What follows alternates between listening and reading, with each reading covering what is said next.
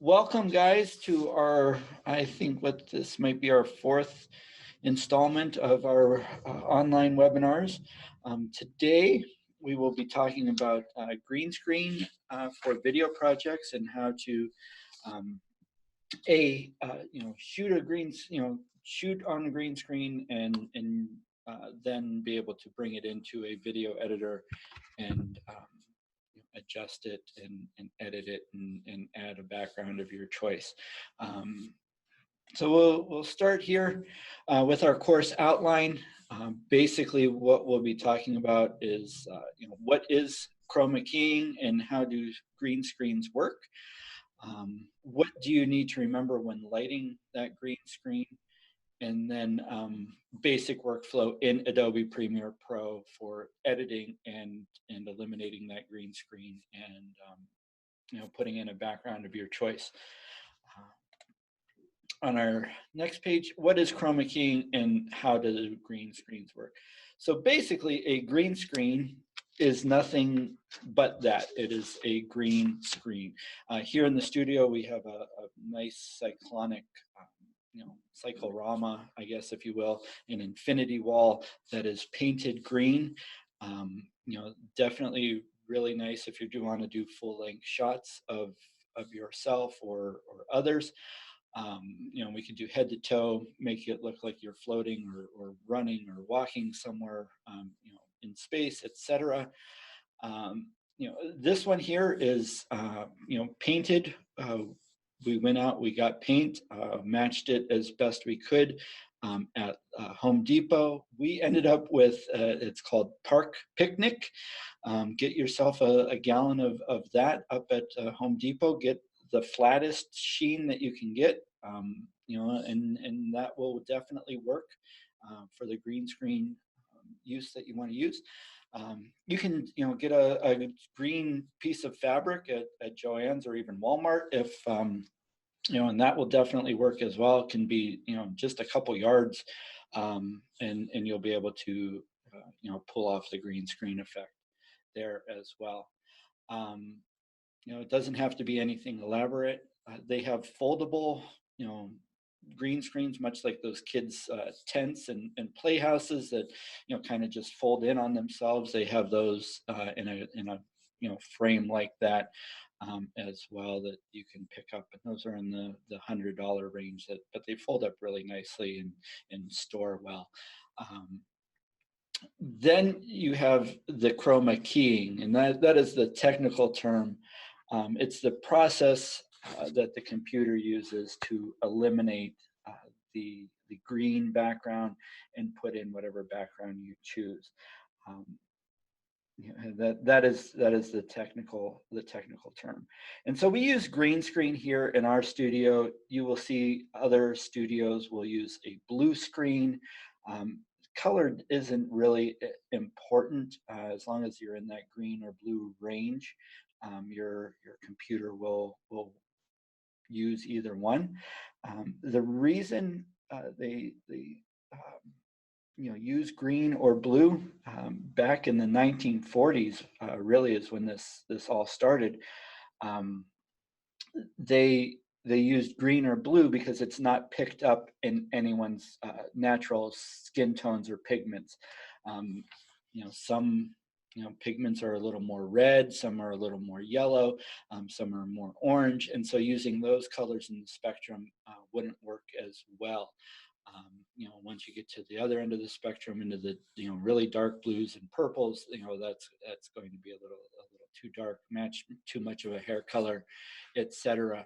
And so match a dark hair color, and so they find that the green or blue definitely works better. And something that is not going to be picked up in a natural skin tone, and then again something that people aren't going to be wearing a lot of that color. If you're standing in front of a green screen and you have on a green shirt that looks very similar in shade to the green, of course that's going to be eliminated once you get into the chroma keying effect as well. And so that's why we try to pick a really distinct green, a really off the wall green, if you will, so that it's not something that you're typically going to wear, something of that those color. We found that doing Christmas promos, a lot of people tend to wear green during that time, and so we do have a portable blue screen that we were able to use in order to shoot some Christmas promos as a workaround, because people do wear a lot of green around the holidays, St. Patrick's Day as well. And so your computer then takes the green screen that the footage that you shot on that green screen, with the chroma keying aspect of it, and then work some computer magic there to eliminate that green and replace it with the background of your choice. As we move along here, we're going to talk a lot about lighting and how to light a green screen, and making sure that the light on that green screen is even, and the tone of that color is even, and you don't have wrinkles, etc. Very important to get it right the first time when you're shooting, rather than trying to fix it in post-production or after the fact. Cameras have become a lot more a lot more forgiving, or I guess, or a lot more detailed, I guess. Now that we're getting into high definition and even 4K cameras, they're able to get down to the exact pixel and make sure that that the colors are are right, and it looks a lot more realistic now as camera technology has progressed. Given that the lighting isn't as crucial as it used to be, working at home, you'd be able to pull off a nice setup with one or two or three or four light fixtures, and it won't be very difficult to do, and do it well. So, oh, okay. Thank you for, yes. Do you have trouble with, just looking at the chat, a question that's coming in here. Do you have trouble with people with green eyes? I noticed Zoom digital backgrounds have this issue. And yes, you will definitely run into that problem. If their eyes are green enough to match the background that you're using. Given the choice, given if you have a blue screen to use in that, in that situation, by all means, use the blue screen. You may be able to finesse it a little bit in order to come up with a different shade of green. If you don't have the blue screen option, be able to finesse your software just enough to narrow in the green of the green screen and not the green of the eyes. But yes, it is definitely one of the downfalls of working with a green screen with people with green eyes.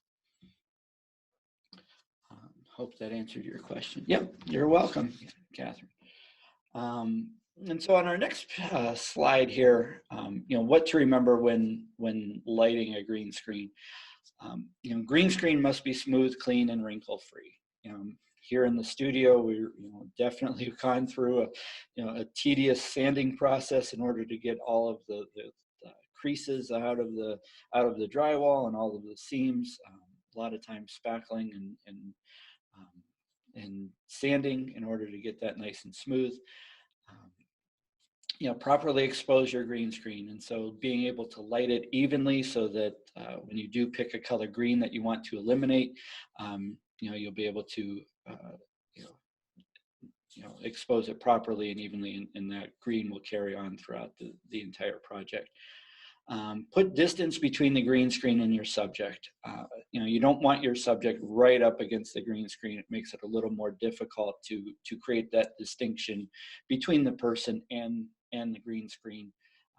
The light reflecting off of the green screen will then reflect onto your subject, causing a little bit of a green glow, which then is picked up in the software, and then your key doesn't look as clean as it should. Light your subject for the background they'll be standing in front of. And so, if you want to put a beach scene behind them, then you're going to want to make sure that they've got a lot of light on their face and it looks like they're actually on a beach. Conversely, if you're in a nice dark study or sitting next to a fireplace or something along those lines, then maybe you won't want them to be as bright in order to blend in with that background. So keeping that in mind when you're lighting it and shooting that video. You can use apps to help you pull off a better key, and basically they look at the picture that you're trying to take. They work with your phone camera, and they will look and analyze the background and tell you whether or not it's even or not. One of the apps is called Green Screener. I know that they have it for Android and Apple devices. It does have a cost to it. I think it's $9.99 in order to purchase that app. Again, that is called Green Screener app, available in your App Store or iTunes. Don't try to fix it in post. Try to get it right the first time when you're actually on location and shooting it. Adobe Premiere here that you'll see is pretty forgiving, and there are some workarounds, but if you can get it right the first time, making sure that the things are wrinkle-free, lit well, etc., it's going to save you a lot of time in the long run. And then finally, if you can't, then learn some methods that will help you correct the mistakes that you made while shooting. Again, we here at Community Access are able to help you, but I think once you get into working with Adobe Premiere, you'll find that it is rather intuitive and easy to do on the green screen side. On our next screen here, I've got a setup. I teach this class down at the Erie Public Library, there at the Blasco Library in their media lab, and they have a green screen set up there, and they also have 2 lights and a camera that you can use in that media lab. And so this is kind of set up so that you can go down there and use it, or you can duplicate this at home. A simple green screen. Theirs happens to be a green cloth that is draped up on a bar and has 2 stands that it stays on. You've got your subject right in the center, and then you have 2 lights. In this case, we're using those lights to light the subject as well as the green screen. And so down at the library, it works pretty well. And they just have a pretty simple kit that they ordered from Amazon. The entire kit with the background and the 2 lights was somewhere in the $200 or less range, if I remember correctly. And so, using the subject here, you can, use the 2 lights to light the subject. The overflow will then light the, light the background adequately enough to use. This works well again. If you have a background like a beach where you need that light on your subject's face, and you don't have enough ambient light in the room that you're shooting. We got another question coming in here. What is the recommended distance between the subject versus the green screen versus light? There's no hard, fast rule as to what the recommended distance is there, Michelle. You want some distance here between the green screen and the subject. I would say somewhere in the neighborhood of at least 3 feet. If you're shooting something in your living room and you don't have all of that, room, then adjust as best you can. Again, the lights, again, somewhere in that neighborhood of at least 3 feet. If you can go a little bit more, that's, that is good as well. I think, down at the library, the room isn't very big, so I want to say that we're in that 3-foot range in order to pull off a decent looking green screen.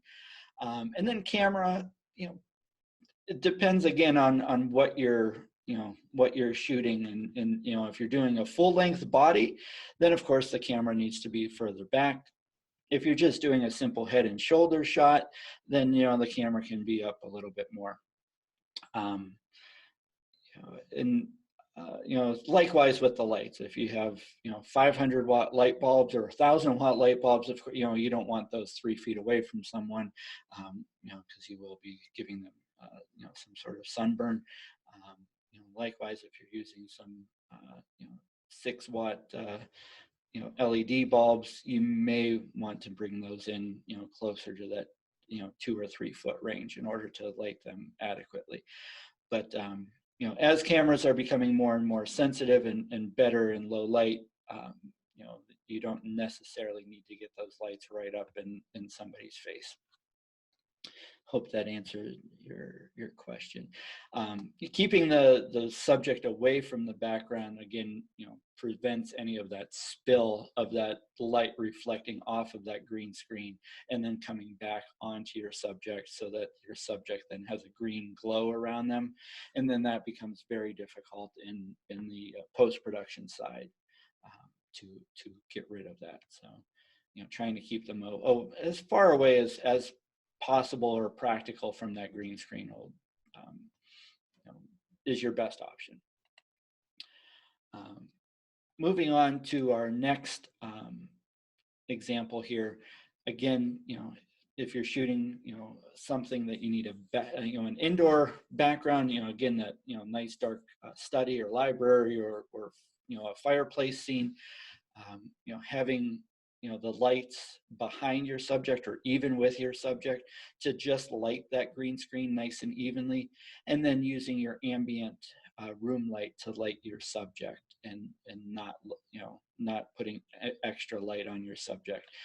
You know, camera is still, you know, as far away as needed to, you know, capture as much of the subject as you need. Again, if you're looking for a full length, you know, then you of course bring that camera back. I would, as a general rule, just based on the way that cameras and lenses work, I would get the camera as close to the subject as possible in order to achieve the shot that you want, the crop that you want. So if you're looking for a head and shoulders shot and you can be, you know, 2 or 3 feet away from your subject, that's going to work a lot better than being 15 or 20 feet away from your subject and zooming in. Just by the nature of way lenses work, as you zoom in to, you know, using your camera, the lens becomes less sensitive in light and kind of shuts down, closes the iris, if you will. And so, you know, being as close to that subject as you can, being zoomed out as far as you can with that camera will give you much better low light capability. So as a rule of thumb, you know, keep the camera as close to the subject as you can to, you know, to achieve the shot and crop that you're looking to achieve. All right. And so that concludes the setup side of it, and you know, the technical side. If you have questions, by all means, throw them in the chat, and we will get to those here. What I'm going to do now is go into stop my sharing, and I will open up Adobe Premiere, and I will share that as well.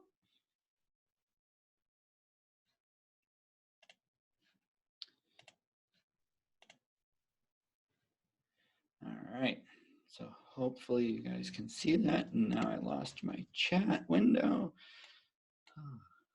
There we go. All right, chat is back. Perfect. All right. So all I have here is a brand new Adobe Premiere project. If you need questions on how to get that far, by all means, you can shoot us an email. But all I did was open Premiere prior to starting our webinar, so that you know, it didn't take up a lot of time as it was starting. You'll notice down at the bottom, I don't even have any media imported yet, and so I will start there. Again, Premiere works you know, many different ways. To import media, I can right-click down here and come up to Import.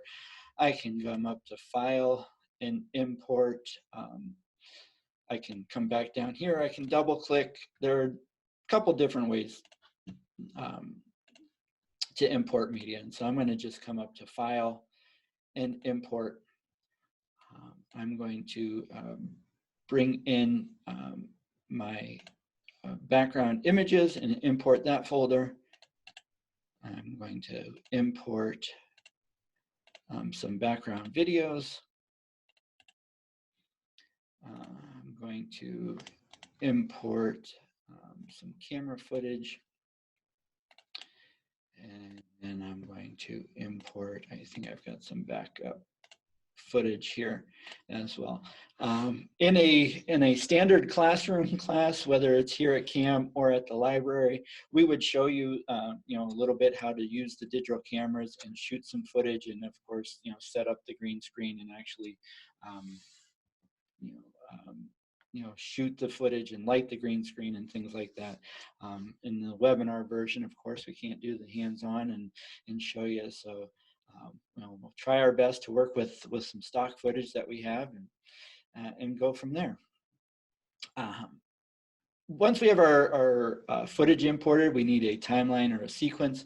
And I covered this last week, I think, or 2 weeks ago in our Adobe Premiere editing class, so I may fly through it, but you know, there are refreshers available online.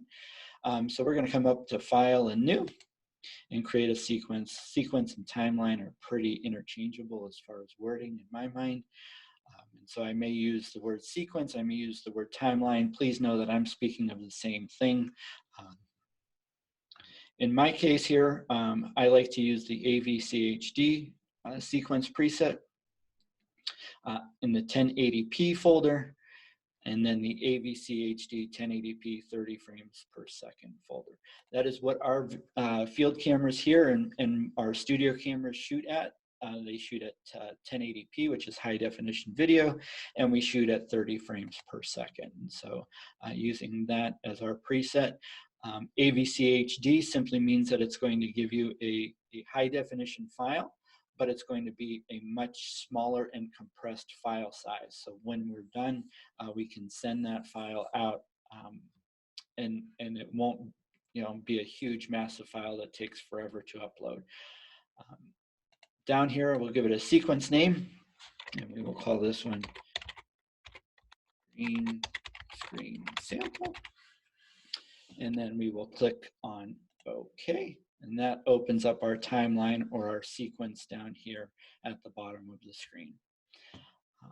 We'll come on into our assets here on the left. And we've got some camera footage here. I believe this is footage that we shot. Yeah, that's absolutely nothing. So I've got some backup footage here. There we go. This is footage that we shot in the library class, and I'm sure our friends there are happy that we're using this again. And so I'm going to take this footage, and it's just about 22 seconds long, and we're going to drag this into our timeline or our sequence. I'm going to drag it into our video 2 line. You'll notice down in our sequence here, we've got a video 1 line, we've video 2 and video 3, and we talked about that a couple of weeks ago. And so for this particular project, I'm going to bring that into our video 2 line, because as we were going to show you the layering, that's you know, how the layering is done and how we can eliminate backgrounds. And so on our video 2 line, we've got our folks here that are driving down the road, hanging out, talking, chatting, having a good time. And so for our background video, I have some video here on our you know, background video folder. I'm going to click and drag that in, and I'm going to drag that in on our video 1 line. And so we'll drag it in here, and I'll scrub over it so that you can see that it's just you know, traveling down a mountain road here.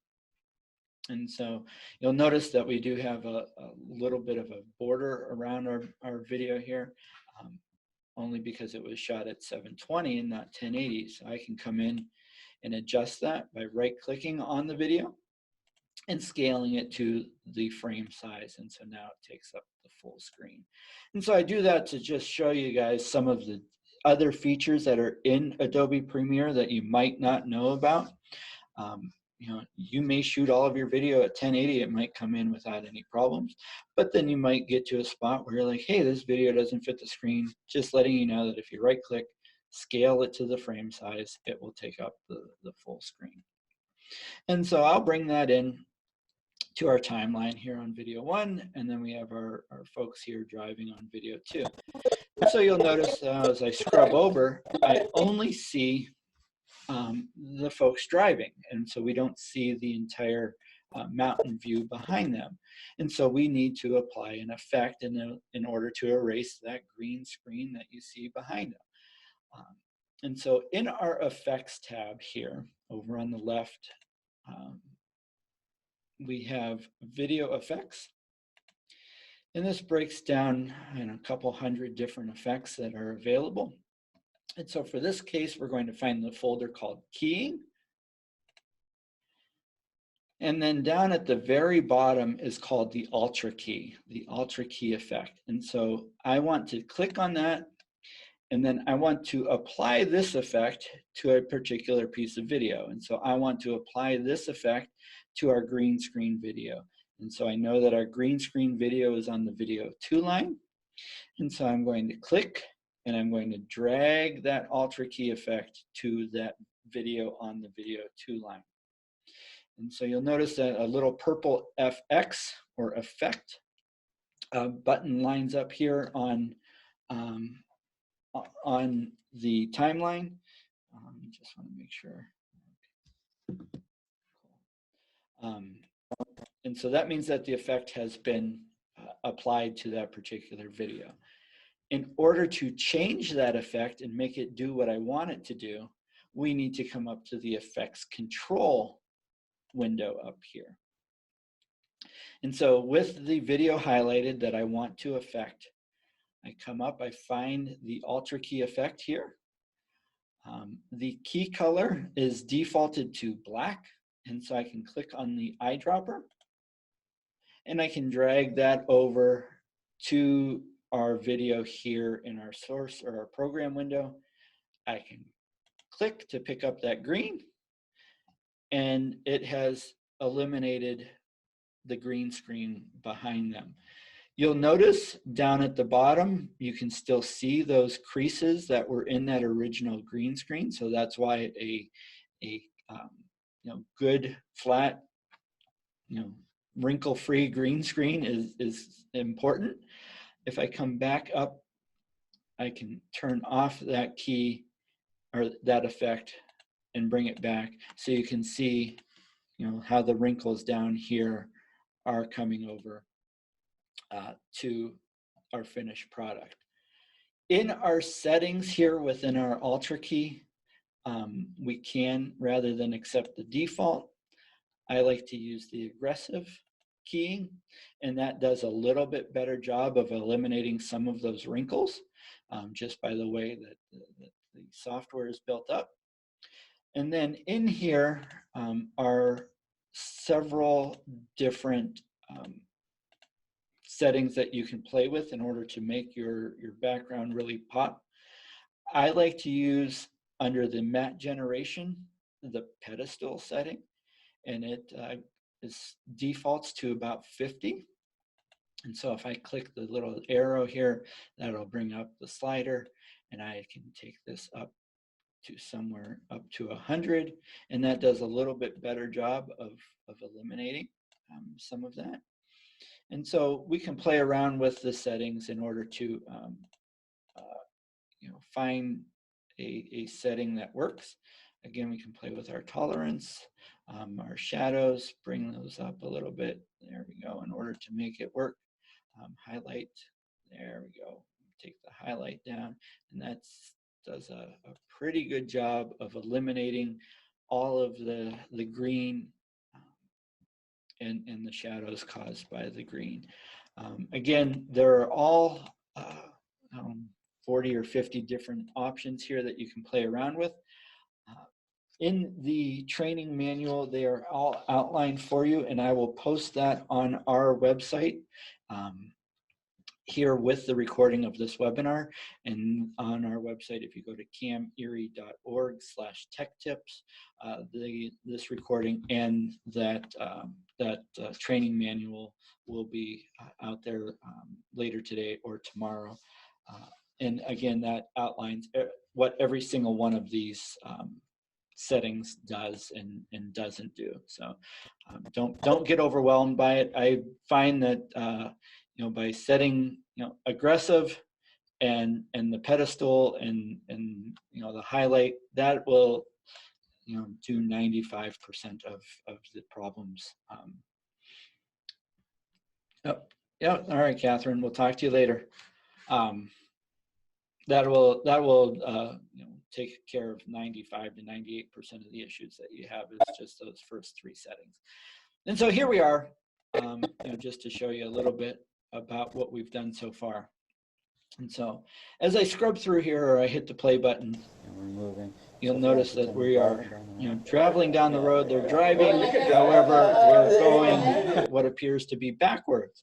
And so the mountain road video is going the wrong way. And again, just to show you some of the other features within Adobe Premiere, I can right-click on that mountain road video, and I can check our speed and duration. And right now we're going at 100%, and that video is going 100% forward. If I come in and I put that in as a negative 100% and click OK, now we're traveling down the road the right way. And so just that easily, we were able to manipulate the video into what we needed it to be. And again, I don't expect you to remember all that. I just want you to be aware of some of the features that are available within the Adobe Premiere software, that you can reverse video, you can resize video, you can kind of make it do what you need it to do for your project. And so as we're working our way through this project, traveling down the road, it might be going a little bit too fast. And so I can come back in, back to our speed and duration, and rather than 100%, maybe I want it to be minus 50%.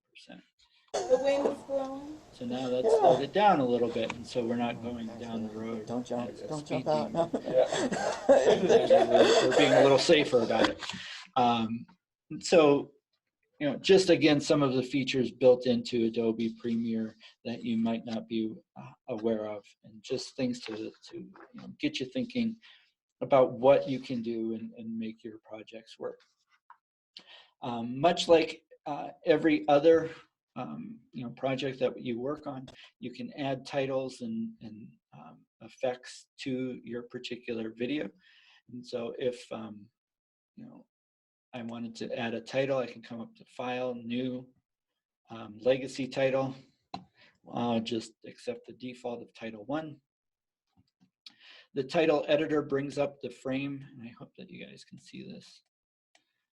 Brings up the frame that your video is on, and so you can move on your timeline to this particular area, and that's what you're looking at in your title area. And so here we'll be just quickly throw in a title bar here, and we'll say driving. So I created a title. We can see what it looks like. I can adjust that title, move it around, et cetera, et cetera. I can click on the X to close and save that title. It saves that title in our project bin. Called it Title 1. And so I can drag that to my timeline. And much like building before, oh, I got an error message and it won't display. Why is that? A low-level exception occurred in Adobe Player. Okay, not sure exactly what that means. Let me try it again and see if it gives us the same error. All right, gives us the same exact error. Huh, never seen that before. So I'm going to try it one more time just to see if it was that particular title. We'll call this one Title 2. just create a new one. Okay. Call this one. Just call this one test. Let's see if that does us any good. Title 2. No, for some reason the titler is not working on this particular machine today. I apologize as to why it's doing that. But and so we have our video, and you can edit video. You can make it shorter just by dragging the handle. You'll notice now that as the bottom video, the mountain road, it runs out. We're on. We just have them with the black screen behind them because this computer has erased all of the green screen, and so we can bring in maybe just a background image. And so now we're they're sitting here on a park bench, overlooking the ocean with some palm trees, etc. So it doesn't necessarily need to be moving video in the background. Is kind of the point of that. So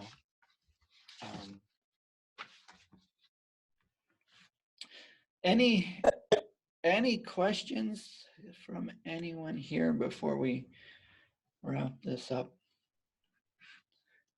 No, I don't see any there. All right, cool. And so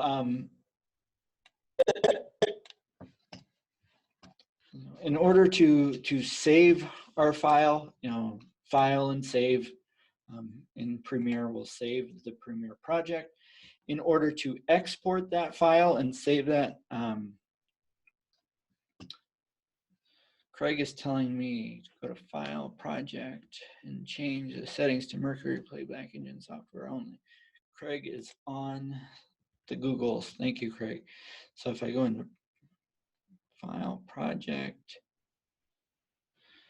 Settings,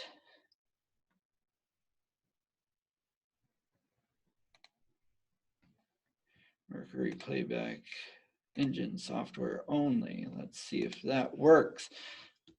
Let's bring in our title again. Oh, there it is. Craig has saved the day. Thank you, Craig. So we're, now we're able to build that sandwich, layer by layer. First we have our mountain road video. Then on top of that, we have our two folks sitting there in the driver's seat, and then on top of that we have our title. And so if we flip those around, you won't see one or the other or both. Right now you can kind of see the title behind where the green screen was. So building your sandwich in the proper layers is definitely beneficial in order for it to work. Okay, yeah, it's the latest issue, or an issue in the latest upgrade of Premiere. That's why I've never seen anything. So yeah, layering your video is important in order to get to the results that you want. Once you're done and you want to save this, export it to upload it to YouTube, etc., come on in, File and Export the media, and a dialog box pops up, and I hope that it's in the window that you guys can see. As far as the export settings, the format H.264 is a great format. Again, it gives you a high quality, high definition video, but compresses it really well, so you have a very small file size. So if you are uploading to Dropbox or YouTube or Google Drive or multiple places, it's not going to take you forever to upload. So it's going to compress that file as best it can. For the preset match source high bit rate, that's going to match what you have. So if you have a high quality image, it's going to transfer that over and give a high quality output. Output name. Remember when we first started and we started our sequence or our timeline, we gave our sequence or timeline a title of green screen sample. That name carries over to our output name by default. If I click on that, it will allow me to change the name. It also allows me to change where I want to save this file. And so I want to save it in my documents in our green screen sample folder. And we're going to call this green screen sample. And here I'm going to call it green screen sample 1. And then I'll click on save. And so that save just saves our settings up here. It doesn't necessarily save the video that we're exporting. In order to do that, I can come down to the export button, and it's going to save that particular file for us. And so here, that 22-second file takes 6 or 7 seconds to save. And so now we've exported that file. It lives in our documents folder somewhere, which is on my other screen, so I'll bring that over. And so here's our green screen sample 1 file. Record button. And so then I can double click on it, opens it up in the media player, and we can watch it, share it, etc. So any other questions? I think that has covered everything in our manual. I don't see anything coming in. Again, the manual that has the images from that PowerPoint that we looked at also has a little bit of a history of green screen and how it started in the 40s and 50s. That will be available on our website, again, cameerie.org/techtips, as well as the recording of this, this webinar. So if you don't have any other questions, I thank you all for joining us. I hope that you definitely learned something here. I don't see anything else in the chat. So thank you all so much for joining us. And as always, reach out if you need anything. info@cameerie.org is our email address. We check that numerous times throughout the day. Best way to get in touch with any of us. Yep, it's in the chat feature there. Jake added it. So if you have any questions, by all means, hit us up, and we will be happy to assist you. So thank you again for joining us, and take care.